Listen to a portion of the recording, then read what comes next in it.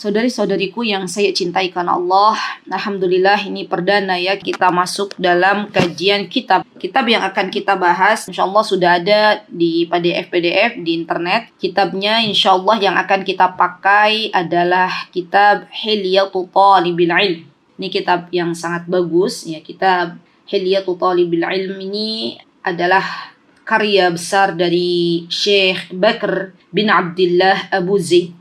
Kita berkenalan dulu dengan Syekh Bakr bin Abdullah Abu Zaid. Siapakah beliau? Karena ketika kita mempelajari sebuah kitab, ketika kita mempelajari karya seseorang ya, itu kita hendaklah mengetahui dulu kira-kira siapakah pengarang di balik kitab yang kita pelajari. Nah, sekarang kita akan belajar tentang atau berkenalan dengan sosok ya Syekh Al-Alamah Bakr Abu Zaid. Biasanya beliau terkenalnya dengan Syekh Bakr Abu Zaid. Nama beliau teman-teman adalah Bakar dan ayahnya beliau adalah Abdullah. Panggilannya namanya Abu Zaid. Beliau Masya Allah dilahirkan ya pada tahun 1365 Hijriah. Pastinya lebih sepuh dari kita ya. 1300 kita belum lahir. Beliau sudah lahir Masya Allah dan beliau pindah ke Riyadh menyelesaikan pendidikan dasar dan menengahnya di sana ya Masya Allah. Beliau ketika di Riyadh juga beliau banyak bermulazamah. Bermulazamah itu artinya duduk dengan para ulama ya teman-teman. Ini Masya Allah zaman dahulu kala itu banyak sekali para ulama ya yang mereka itu duduk dengan para ulama untuk belajar ya. Jadi metode yang dipakai itu langsung duduk dengan para ulama dan itu hampir setiap hari belajar dari ulama tersebut kitab-kitab ya, hadis-hadis, tafsir. Dan biasanya orang-orang yang mulazamah ini Masya Allah ilmunya ini lebih mutqin ya, lebih terasah ya daripada sekedar hanya mengambil banyak ilmu ya dari bangku sekolah atau bangku kuliah. Nah, beliau, Syekh Bakr Abu Zaid ini, Masya Allah, setelah beliau menyelesaikan belajar beliau di kota Riyadh, dan beliau di sana bertalaki dengan Syekh Salih bin Abdullah Al-Mutlaq, ya. Beliau juga bertalaki itu langsung berjumpa. Jadi ini, Masya Allah teman-teman, cara metode belajar kepada para ulama di antaranya itu harus bertalaki itu berjumpa langsung. Kita duduk di majelisnya. Beliau juga pernah duduk di majelisnya Syekh Abdul Aziz bin Baz ya, Syekh bin Baz rahimahullah. Ya, beliau duduk di sana belajar dengan Syekh bin Baz rahimahullah, mengkaji banyak ilmu ya dengan beliau, Masya Allah. Dan beliau juga Masya Allah Syekh ini memiliki guru ya Masya Allah, dan ini gurunya luar biasa nih teman-teman. Boleh nanti teman-teman tulis tuh guru-gurunya Syekh, nanti boleh dicari-cari lagi gitu loh di internet. Masya Allah ini luar biasa. Beliau pernah bermulazamah dengan Syekh Muhammad Al-Amin As-Sinqiti ya rahimahullahu ta'ala. Kalau kita dengar kajian-kajian Syekh Muhammad Al-Amin As-Sinqiti ya teman-teman, Masya Allah itu Masya Allah akan nampak ya Masya Allah ketulusan hati beliau, Allah yarhamuh ya, ketika menyampaikan ilmu. Dan ilmu itu kalau disampaikan dari hati, sampainya ke hati ya Masya Allah. Boleh teman-teman tulis Syekh Muhammad Al-Amin As-Sinqiti. Beliau belajar dengan Syekh Muhammad Al-Amin As-Sinqiti. Nah, Syekh Muhammad Al-Amin As-Sinqiti ini teman-teman terkenal dengan tafsirnya ya, dengan kitab-kitab tafsirnya ya Masya Allah sangat-sangat luar biasa Masya Allah. Dan Masya Allah banyak juga karya-karya dari Syekh Muhammad Al-Amin As-Sinqiti ya. Teman-teman bisa lihat lagi ya, bisa cari lagi sehingga bertambahlah ilmu teman-teman semuanya. Nah, Syekh Bakr ini teman-teman, beliau juga terkenal dengan kecerdasannya, Masya Allah. Beliau luar biasa ketika menimba ilmu di beberapa masyayikh, ya, beberapa syekh. Beliau juga berhasil menimba ilmu dalam pendidikan formal. Jadi Masya Allah menggabungkan antara pendidikan mulazamah dan pendidikan formal ya. Dan subhanallah beliau terkenal juga dengan kefasihan lisannya Masya Allah. Dan beliau juga terkenal dengan kefasihan dalam berbicara ya, atau menyampaikan ilmu dengan bahasa Arab yang fushah ya Masya Allah. Sehingga banyak akhirnya, karena beliau itu Masya Allah ya bahasa Arab fushahnya ini bagus, maka beliau pun banyak menyampaikan muhadharah, menyampaikan ceramah-ceramah beliau dengan bahasa Arab yang fushah ini, dan juga menulis tinta emas beliau, ya maksudnya menulis karya-karya besar beliau. Itu juga sangat luar biasa banyak ya Masya Allah. Nah, ini yang saya tekankan kepada teman-teman beserta anak-anak kita ya. Hendaklah yang namanya belajar bahasa Arab ini modal utama untuk kita bisa belajar lebih dalam lagi. Terutama bahasa Arab yang fushah. Ya, yang fushah itu bukan bahasa Arab yang amiyah, ya bukan, tapi bahasa Arab yang memang dipakai di dalam Al-Quran, dipakai dalam hadis-hadis, di dalam kitab-kitab para ulama itu mereka pakai bahasa Arab fushah. Barang siapa yang diberikan oleh Allah Subhanahu wa taala rizki untuk bisa memperdalam bahasa Arab, maka sejatinya Allah telah bukakan pintu kebaikan untuknya, bisa mempelajari kitab-kitab para ulama, bisa mempelajari tafsir, bisa mempelajari hadis-hadis Nabi kita Muhammad SAW. Maka berbahagialah ya Masya Allah. Beliau juga, Syekh Bakar ini teman-teman, beliau pernah juga kuliah jurusan syariah ya, sehingga beliau pernah menjabat sebagai qadhi atau sebagai hakim ya, Masya Allah. Bahkan kemudian beliau sempat pindah ke Madinah ya, An-Nabawiyah, ke kota Madinah ya Masya Allah. Dan ini harapan kita semuanya ya teman-teman ya. Semoga Allah Subhanahu wa taala memudahkan kita semuanya untuk bisa tinggal di kota Madinah An-Nabawiyah. Semoga kita diberikan kesempatan untuk menjadi penduduk kota Madinah. Ya kata Rasulullah SAW, kalau kalian tahu apa yang ada di kota Madinah, law ta'lamuna, kata Rasulullah SAW, ma fil Madinah, kalau kita nih tahu kebaikan yang banyak di kota Madinah, maka kita semuanya pengen jadi penduduk kota Madinah. Bahkan kalaulah kita ini berdoa kepada Allah, maka kita boleh berdoa agar diwafatkan di kota Madinah. Ya teman-teman, Masya Allah. Mulai sekarang kita banyak-banyak berdoa kepada Allah. Ya Allah, wafatkanlah hamba di kota Madinah. Ya Allah, jadikanlah hamba penduduk kota Madinah. Nah, Syekh Bakar ini pernah juga beliau ya menetap di kota Madinah An-Nabawiyah. Beliau menjadi salah satu kepala maktabah. Maktabah itu perpustakaan milik Jamiatul Islamiyah,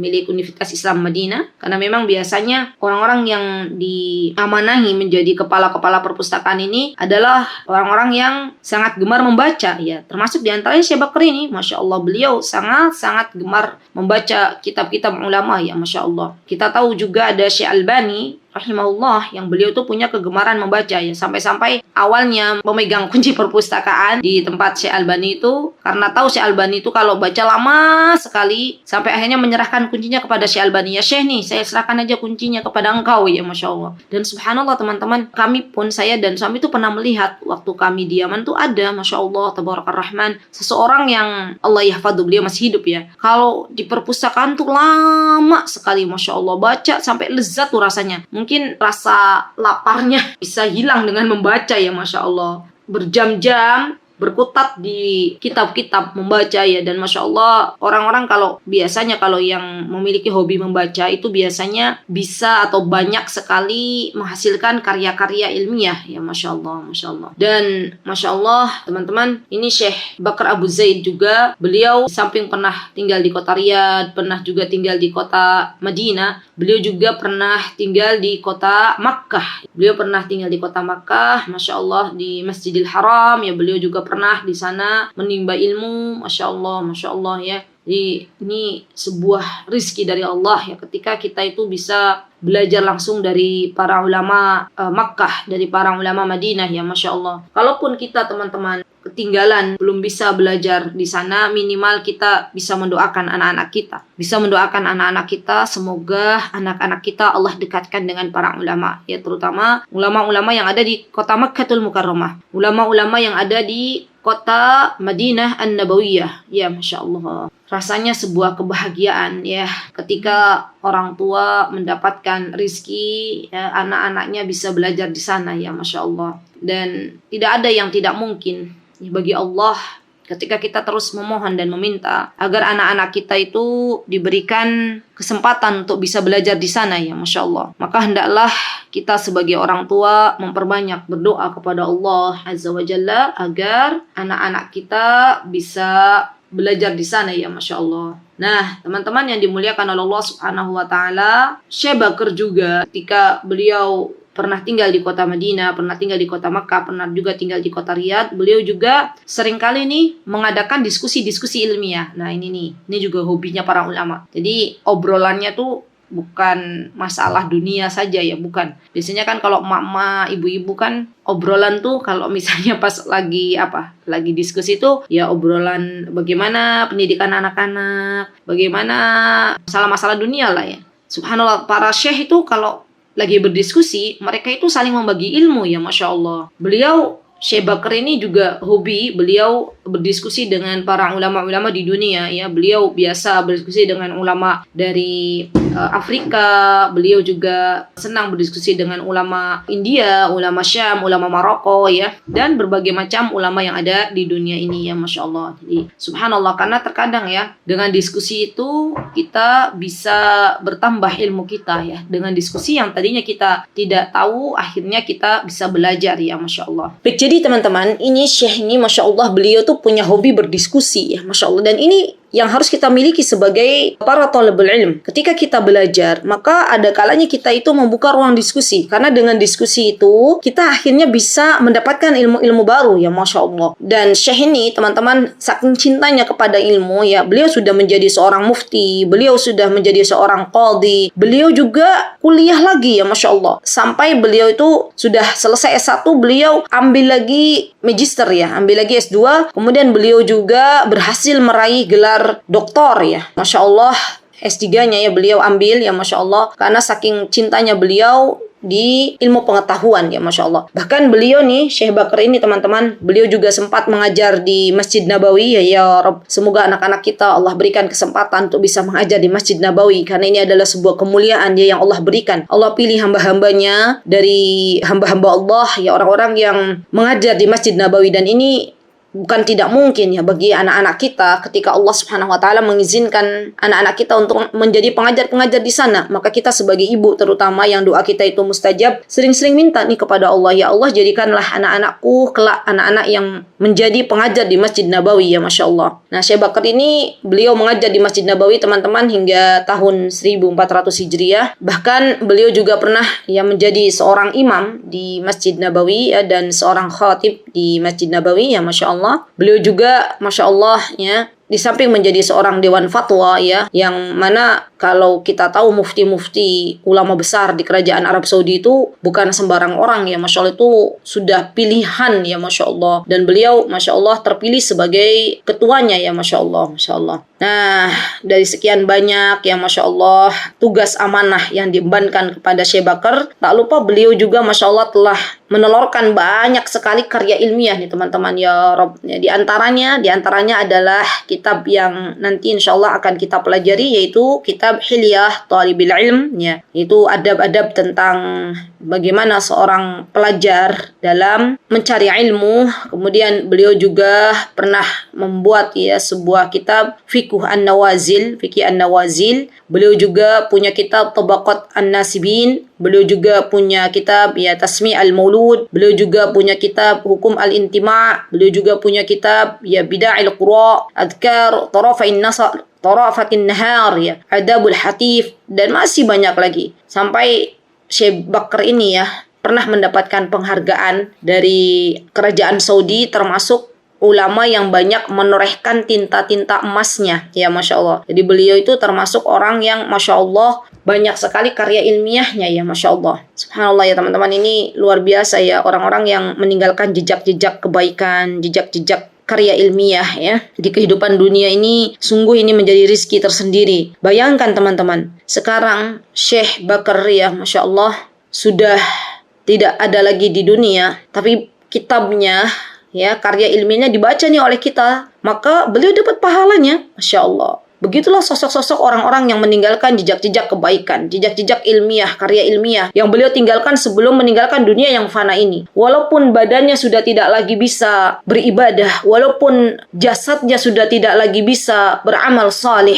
tapi karya yang ditinggalkan kemudian dibaca, dimanfaatkan oleh hamba-hamba Allah yang lain, maka orang ini akan mendapatkan pahalanya ya, Masya Allah. Beliau, Syekh Bakar ini, beliau diwafatkan oleh Allah Subhanahu wa taala ya ketika pada tahun 1429 Hijriah. Kalau Masehinya tahun 2008 ya, di kota Riyadh ya, balik lagi ke kota Riyadh ya, Masya Allah. Semoga Allah Subhanahu wa Ta'ala mengampuni beliau, semoga Allah merahmati beliau, dan semoga Allah menempatkan Syekh Bakar Abu Zaid di jannah yang mulia. Amin, Allahumma amin. Baik, setelah kita mengetahui teman-teman siapakah sosok ya Syekh Dr. Bakar Abu Zaid, maka sekarang saatnya kita akan mengupas ya, insya Allah untuk hari ini, tentang pelajaran atau tentang ilmu yang dibahas oleh Syekh di awal-awal pelajaran. Beliau mengatakan di muqaddimah, panitia ya nanti dicari ya insya Allah, atau nanti insya Allah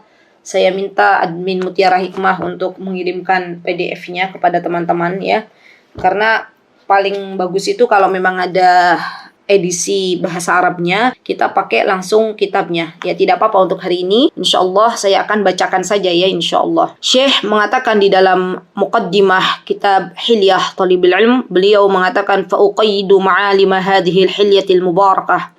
Kata beliau ya, beliau membuat ya kitab ini ya Masya Allah ketika beliau bertepatan ya, ketika beliau berada pada tahun 1408 Hijriah. Walillahil hamd, kata beliau, saya bersyukur kepada Allah Azza wa Jalla, saya memuji kepada Allah Subhanahu wa Ta'ala. Masya Allah. Yu'ayishuna yaqdatun ilmiyah tahallulilaha subuhatul wujuh. Kata beliau, Masya Allah, ya, pada saat kaum muslimin mengalami kebangkitan ilmiah. Jadi pada tahun 1408 itu banyak sekali kaum muslimin, terutama para ulama-ulama yang menorehkan ya karya-karya mereka ya Masya Allah. Dan ini menjadikan sebuah kebahagiaan pastinya kepada kita kaum muslimin ya, karena subhanallah teman-teman, ketika karya-karya ilmiah ya terutama dalam bidang agama ini bermunculan, maka sejatinya Masya Allah itu merupakan sebuah kemenangan tersendiri ya Masya Allah. Artinya ketika karya-karya ilmiah ya dalam berbagai macam bidang agama itu muncul, artinya banyak para ulama ya di zamannya.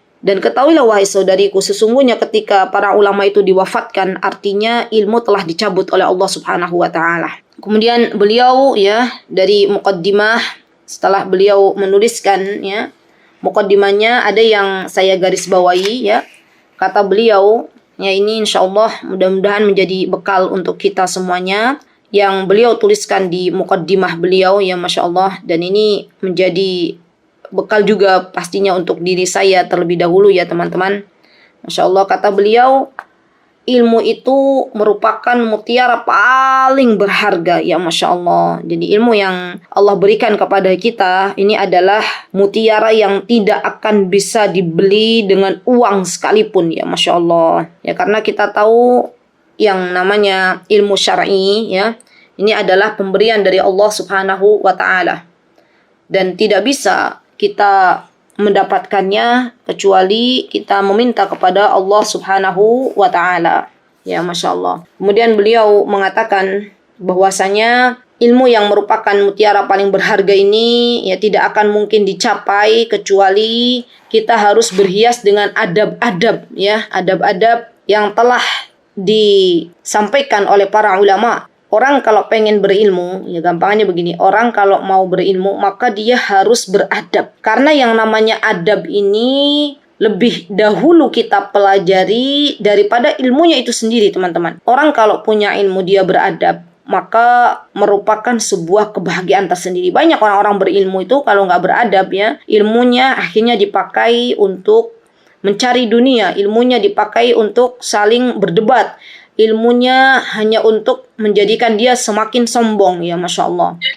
Nah, pentingnya kita kenapa beradab? Agar ilmu itu menjadi ilmu yang barakah, menjadi ilmu yang bermanfaat. Karena yang namanya adab ini Masya Allah harus dimiliki oleh seorang penuntut ilmu. Dan ini sebuah keniscayaan. Manakala kita ingin ilmu kita itu barakah ya, maka yang harus kita lakukan adalah mempelajari adab-adabnya dulu. Nah, Masya Allah, maka beliau memulai dari adab yang harus kita miliki. Di antaranya kata beliau ya, adab-adab kita sebagai para penuntut ilmu ya, di antaranya adalah al-ikhlas lillahi ta'ala. Kata beliau memulai di al-fasl awal di bab pertama, adabut talib fi nafsihi, apa yang harus kita bekali untuk diri kita sebelum kita memiliki ilmu itu sendiri, teman-teman. Dan ini seharusnya ilmu ini ya, kita tuh harus miliki dulu sebelum kita belajar. Ya jangan sampai kita belajar dulu tapi kita belum tahu ilmunya, ya belum tahu adabnya. Kata beliau, adab ya yang harus dimiliki oleh seluruh penuntut ilmu ya untuk dirinya terutama, yakni yang pertama adalah ikhlasulillahi ta'ala. Beliau menyebutkan bahwasanya aslul usul fi hadhihi al-hilyah bal wa likulli amrin matlub bi anna al-ilma ibadah.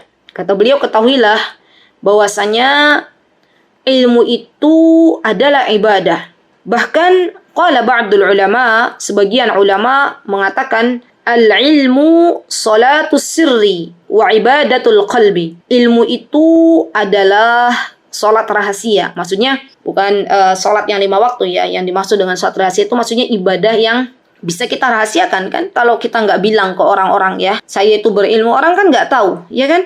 Maka subhanallah, ilmu itu adalah sebuah hal yang luar biasa ya, sebuah ibadah yang Allah akan tulis pahalanya bagi setiap orang yang dia mencarinya karena Allah subhanahu wa ta'ala. Maka yang harus dipegang, kata Syekh, ya pertama kali nasihat beliau adalah ikhlasun niyah lillah. Kita meluruskan niat kita hanya untuk Allah subhanahu wa ta'ala. Dan ini langsung ya Allah yang memerintahkan kepada kita untuk mengikhlaskan niat.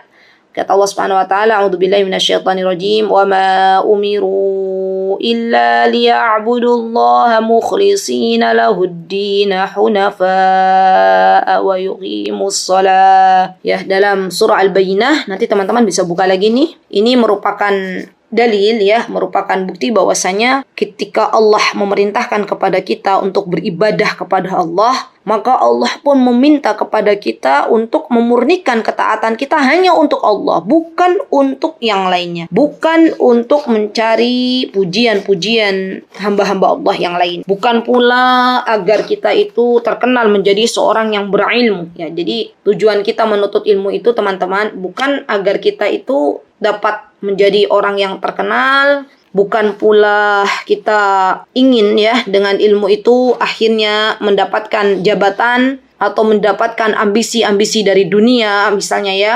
Bukan pula agar kita mendapatkan kehormatan di mata manusia, bukan. Melainkan subhanallah, yang harus kita lakukan adalah tujuan kita belajar, mencari ilmu itu adalah untuk mencari ridha Allah subhanahu wa ta'ala, bukan untuk yang lainnya. Karena teman-teman subhanallah, yang namanya niat ini terkadang berbolak-balik ya. Kita dari awal sudah meluruskan niat hanya untuk mencari ridha Allah. Kemudian di tengah-tengah syaitan terkadang membisikkan ya, atau membelokkan niat kita yang lurus itu. Akhirnya bukan ingin mendapatkan ridha Allah, tapi ingin mendapatkan yang lainnya. Kalau ada bisikan seperti itu, kita luruskan lagi. Ya subhanallah. Kalau kita tidak meniatkan menuntut ilmu itu bukan karena Allah ya, maka sungguh ini merupakan sebuah musibah ya, sebuah musibah. Ketahuilah wahai saudariku, sesungguhnya orang yang menuntut ilmu bukan karena Allah, maka dia tidak diperbolehkan oleh Allah subhanahu wa ta'ala untuk bisa mendapatkan atau untuk bisa mencium bau surganya Allah subhanahu wa ta'ala. Padahal surga itu baunya bisa tercium dari jarak sekian dan sekian ya. Masya Allah. Dan ini merupakan nasihat pastinya ya teman-teman, untuk diri saya terlebih dahulu ya, sebelum untuk teman-temanku yang saya cintai karena Allah. Karena memang Masya Allah, yang namanya ikhlas ini ya perkara yang harus kita pelajari, yang harus kita minta kepada Allah subhanahu wa ta'ala ya teman-teman, dalam semua perkara ibadah. Syarat agar kita itu mendapatkan ridhonya Allah, syarat agar amalan kita itu diterima di sisi Allah subhanahu wa ta'ala teman-teman, yaitu agar ya diantaranya mengikhlaskan niat hanya untuk Allah subhanahu wa ta'ala. Dan ketahuilah ya, ada 3 golongan orang yang nanti kelak tidak akan, atau ada 3 golongan orang yang nanti diseret ke dalam api neraka. Yang pertama kali, dan 3 golongan itu diantaranya adalah orang yang berilmu ya, kemudian dia mengajarkan ilmu tersebut tapi tidak didasari niat untuk mencari ridho Allah subhanahu wa ta'ala. Oh ya, tadi saya lupa menyebutkan hadisnya ya, nanti teman-teman bisa cari lagi. Rasulullah itu pernah mengatakan, man ta'allama ilman yabtaghi bihi wajhallah la yata'alamu illa yusiba bihi ardan minad dunya lam yajid arfal jannati yawmal qiyamah ya. Jadi ini perlu diingat-ingat nih teman-teman, ketika kita itu menuntut ilmu, dan ternyata menuntut ilmunya kita itu bukan untuk mencari ridha Allah, maka ketahuilah sesungguhnya orang-orang yang demikian ya, dia tidak akan mencium bau surga ya, Masya Allah. Dan Syekh mengatakan dari perkataan Sufyan ya rahimahullah, beliau mengatakan kuntu utitu fahmal Quran falam qabiltu surah sulibtuhu. Kata Sufyan, dulu aku dikaruniai kepahaman tentang Al-Quran, namun setelah menerima hadiah penguasa, kepahaman itu dicabut dariku. Maksudnya begini, jadi terkadang, Masya Allah, kenapa para ulama itu sangat takut dengan yang namanya dekat dengan para penguasa ya, karena beliau tuh pengen menjaga kemurnian ya, niat hanya kepada Allah. Karena biasanya kalau dekat dengan penguasa itu ada hadiah-hadiah yang diberikan. Dan kalau penguasa itu sudah berhasil memberikan hadiah-hadiah kepada para ulama, maka ulama ini akhirnya ditundukkan gitu loh, untuk mengikuti aturan-aturan yang telah ditetapkan oleh penguasa tersebut ya, walaupun itu aturannya akhirnya bertentangan dengan apa yang Allah dan Rasulnya inginkan. Nah, makanya untuk menghindari hal tersebut, banyak para ulama itu ya teman-teman, mereka itu menjauhkan memang diri mereka dari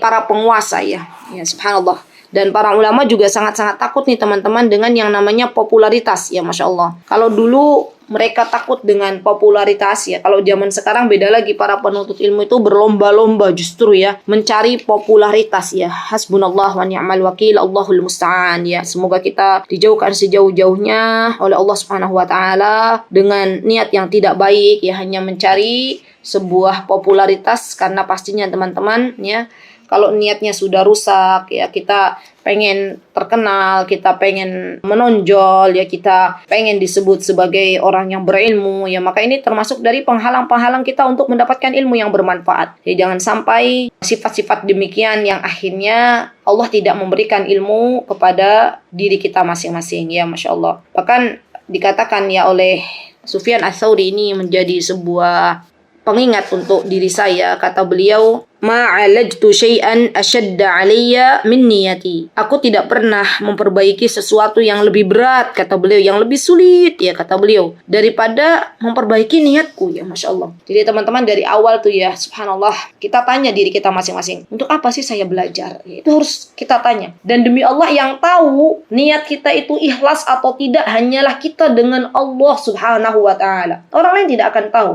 Untuk apa ya kita menuntut ilmu? Itu hanya diri kita dan Allah. Maka bisa kita teman-teman ya, agar kita lebih mudah untuk mengikhlaskan niat kita, yang pertama, katakan dalam diri kita bahwasanya saya ketika belajar itu semata-mata untuk menjalankan ketaatan kepada Allah Subhanahu wa taala. Karena memang thalabul ilm ini ya, menuntut ilmu itu hukumnya fard. Thalabul ilmi fardun ya, ala kulli muslim, wajib bagi setiap muslim. Berarti kalau kita tidak menuntut ilmu agama, artinya kita tidak menjalankan kewajiban kita kepada Allah Subhanahu wa taala. Dan kalau kita belajar ilmu agama, artinya kita sedang mentaati Allah Subhanahu wa taala. Kemudian yang kedua, agar kita mudah untuk mengikhlaskan diri kita dalam mencari ilmu, niatkan bahwasanya ketika kita mencari ilmu itu untuk menghilangkan kebodohan dari dalam diri kita dan juga dari orang lain. Subhanallah. Karena memang terkadang kita itu mengatakan ya dalam diri kita itu, ya Allah, saya kenapa kok nggak tahu ilmu itu? Kenapa baru sekarang tahu ilmu itu? Ya, karena kita dari dulu tidak pernah meniatkan ya untuk menghilangkan kebodohan dari dalam diri kita. Coba kalau sekarang kita tahu semua diri kita itu keluar dari perut ibu kita dalam keadaan tidak tahu apa-apa ya, kemudian Allah yang mengajarkan, maka Allah akan berikan kepada kita semuanya ilmu yang bermanfaat ya, Masya Allah. Nah, ini perlu juga kita niatkan agar menghilangkan kebodohan dalam diri orang lain. Jadi orang kalau sudah berilmu, hendaklah dia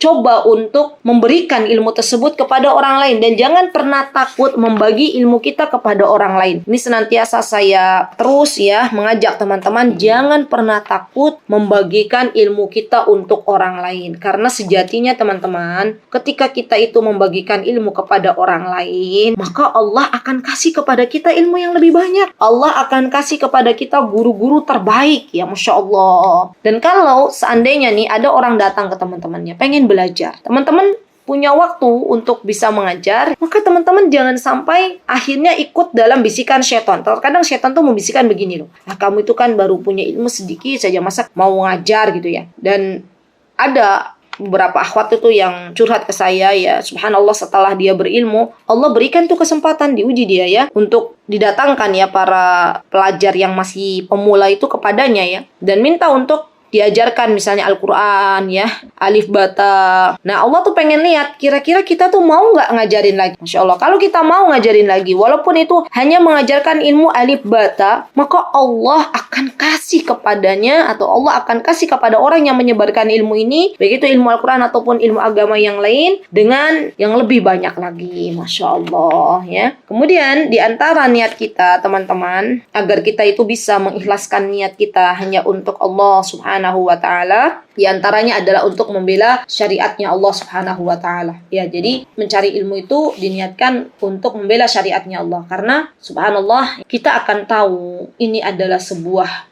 perintah dari Allah, ini bukan perintah dari Allah. Kita akan tahu bahwasanya ini adalah hadis yang sahih, yang berasal dari Nabi kita Muhammad SAW. Dan ini bukan hadis yang sahih, ini hadis yang dhaif, ini hadis yang lemah, ini hadis yang mungkar, hadis yang tidak pernah diperintahkan oleh Rasulullah SAW. Itu semuanya kita ketahui kalau kita berilmu. Tapi kalau kita tidak berilmu teman-teman, maka yang ada kita itu menjadi pengikut gitu ya, ikut-ikutan. Jadi masalah syariat, oh ada orang di desa saya pakai jilbab, kita ikut pakai jilbab. Oh di desa saya ada orang misalnya begini, misalnya suka mengadakan apa misalnya, ya ikut. Tapi tidak tahu ilmunya, maka pastikan tuh dalam meniatkan ya agar kita itu ikhlas, di antaranya adalah untuk membela syariatnya Allah Subhanahu wa ta'ala. Kemudian apa yang bisa kita lakukan ya teman-teman ketika kita itu agar jalan kita dalam menuntut ilmu itu menjadi pahala, di antaranya kita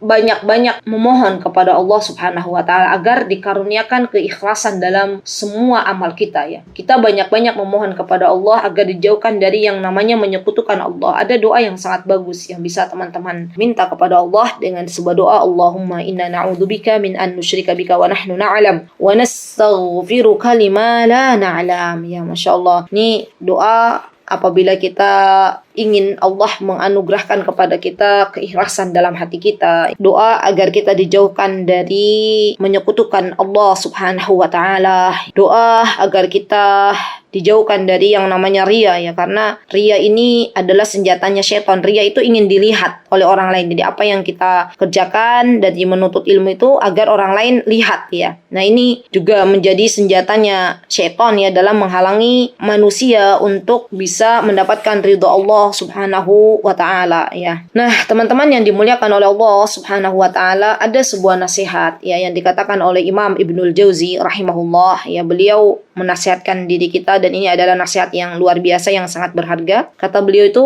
sungguh iblis ini telah memberikan tipu dayanya kepada seorang penasihat yang ikhlas. Iblis akan mengatakan, orang sepertimu tidak pantas memberikan nasihat. Ya, yang pantas memberikan nasihat hanyalah, kata iblis ya, orang yang senantiasa dekat dengan Allah gitu ya. Sehingga hal itu akhirnya kita terdiam, menjadikan kita itu nggak mau, dan kita akhirnya nggak mau yang namanya menuntut ilmu, nggak mau yang namanya memberikan ilmu, nggak mau yang namanya memberikan nasihat. Ya, karena ikut dalam bisikan-bisikan iblis. Dan iblis itu teman-teman, mereka itu sangat-sangat gemar, sangat-sangat gencar untuk menggoda para pelajar ya, para penuntut ilmu dalam menjerumuskan niat ya, bukan untuk mendapatkan ridha Allah Subhanahu wa ta'ala. Ya, ini di apapun bisikan-bisikan syaitan kita helai ya, kita tidak ikuti, karena sejatinya mereka itu sedang mengajak kepada keburukan ya. Masya Allah. Baik. Kemudian Syekh ya, rahimahullahu ta'ala mengatakan bahwasanya, kata beliau di dalam kitab beliau, ketika kita sudah mengikhlaskan niat hanya untuk mencari ridha Allah Subhanahu wa ta'ala, maka yang perlu kita lakukan, yang kedua beliau mengatakan, kun ala jadatis salafis salih. Ya, kata beliau, ikutilah jalan para salafus salih. Ya, jadi kita nih perlu teman-teman ketika mencari sebuah jalan ya, agar kita tidak tersesat ya di tengah jalan, maka yang perlu kita lakukan adalah mengikuti Nabi kita Muhammad sallallahu alaihi wasallam. Itu yang pertama ya, mencintai Nabi kita Muhammad sallallahu alaihi wasallam. dan juga mencintai apa-apa yang pernah dicontohkan oleh generasi para sahabat, para tabi'in dan para tabi'ut tabi'in. Ya, karena mereka adalah golongan-golongan yang selamat. Jadi apa yang telah mereka lakukan dari yang namanya belajar, maka kita ikuti. Jejak-jejaknya itu kita ikuti. Jangan sampai teman-teman ya dalam rangka mempelajari agama Allah itu kita jauh dari yang namanya athar dari para sahabat, atau yang namanya kita jauh dari yang namanya kita melihat apa yang telah dicontohkan oleh Nabi kita Muhammad SAW. Bagaimana para sahabat dulu yang mereka itu orang-orang yang Masya Allah sangat dekat dengan Nabi kita Muhammad SAW. Mereka itu adalah orang-orang yang senantiasa hadir dalam majlis-majlis Nabi kita Muhammad SAW. Ada Abu Hurairah, ya kan? Ada Umar bin Khattab, ada Abu Bakar As-Siddiq, ya. Ada Utsman bin Affan, ada Ali bin Abi Thalib, ada pula anak-anaknya mereka, ya, Abdullah bin Umar, ya, Masya Allah. Dan mereka semuanya adalah orang-orang yang gemar untuk duduk di majlis ilmu Rasulullah SAW.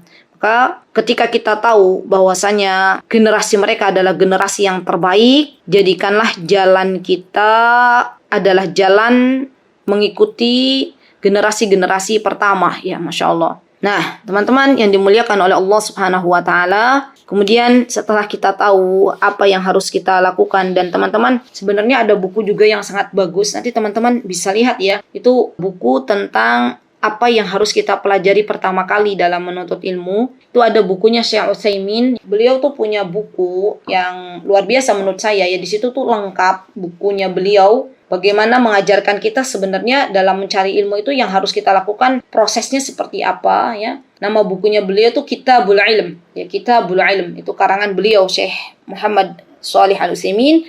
Ada juga kitab yang beliau karang yaitu Syarah Hilyatul Talibul Ilm. Beliau juga punya tuh buku ya syarahnya kitab Hilyatul Talibul Ilm. Ada juga mungkin teman-teman bisa lihat ya buku-buku panduan menuntut ilmu yang telah dicontohkan oleh para salafus salih. Ya di situ nanti runut ada, Masya Allah. Allahu Akbar ya, ini sebenarnya sudah dicontohkan oleh para pendahulu kita. Baik, kemudian yang ketiga kata Syekh ya, apa yang harus kita miliki bekal untuk kita sebagai para thalibul ilm, yaitu mulazamatu khasyatillahi azza wa jal. Ya Masya Allah, ini yang paling penting nih teman-teman. Jadi kita itu senantiasa semakin bertambahnya ilmu kita, maka hendaklah kita itu berhias diri dengan rasa takut kepada Allah Subhanahu wa Ta'ala, ya Masya Allah. Dan ini merupakan sebuah nasihat untuk diri kita. Jangan sampai bertambah ilmu kita malah semakin bertambah jauhnya kita dengan Allah Subhanahu wa Ta'ala. Karena yang namanya kuncinya ilmu, pangkalnya ilmu itu ada dalam rasa takut kepada Allah Subhanahu wa Ta'ala. Kita ingat ya teman-teman, kita kemarin di hari Sabtu tuh pernah belajar Ibunda Sufyan Ats-Tsauri ini teman-teman. Beliau selalu mengatakan kepada anandanya, ya wahai Sufyan, ya ketahuilah